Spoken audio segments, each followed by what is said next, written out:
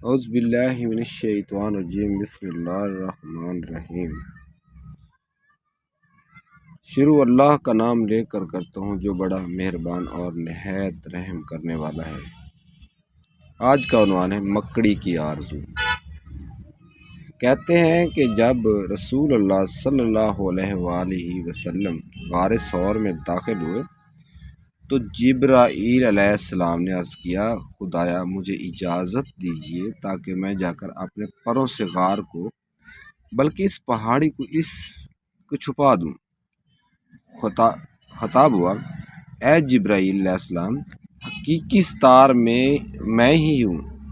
میرا کمال قدرت اس امر کا متقاضی ہے کہ میں اپنی کمزور ترین مخلوق کے ذریعے مکر و فریب کو دور کروں۔ کمزور مکڑی کو مقرر کیا اور اسے حفاظت کے لیے بھیجا۔ جب مکڑی کو حکم خداوندی پہنچا، اس نے اسی وقت سجدہ شکر ادا کیا۔ خدا تعالیٰ کا اسے حکم ہوا کہ جا کر پردہ تان دے اور مکھی پر قناعت کر، لیکن ہمت بلند رکھنا، ہم ایک روز کاف کرب کے سمرغ کو تیرے جال میں لائیں گے۔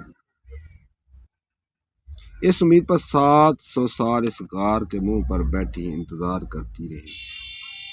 چنانچہ نہ رات کو آرام تھا نہ دن کو چین، یہاں تک کہ اس رات حضرت صلی اللہ علیہ وآلہ وسلم اس غار کے دہانے پر پہنچے۔ مکڑی نے حضرت صلی اللہ علیہ وآلہ وسلم کی طرف اشارہ کر کے کہا، مجھ کمزور کو آپ صلی اللہ علیہ وآلہ وسلم کے لیے دیدار کا وعدہ دیا گیا ہے، تشریف لائیے تاکہ آپ صلی اللہ علیہ وسلم کی زیارت سے اپنی آنکھیں ٹھنڈی کروں۔ حضور نبی اکرم صلی اللہ علیہ وآلہ وسلم جب غار کے اندر تشریف لے گئے، مکڑی نے جالا تننا شروع کر دیا اور عجز امیز لعاب پھیلانا شروع کر دیا۔ حضرت صلی اللہ علیہ وسلم نے حضرت ابوبکر صدیق رضی اللہ عنہ سے کہا، ابو بکر، ایک مدت سے میں اس فکر میں تھا کہ میری امت اس باریک پل صراط سے کیسے گزرے گی۔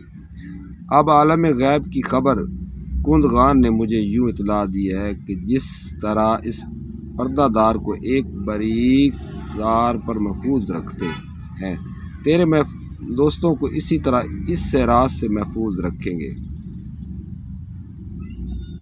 نوٹ: اس پیغام کو دوسروں تک پہنچائیے تاکہ اللہ کسی کی زندگی کو آپ کے ذریعے بدل دے۔ جزاک اللہ۔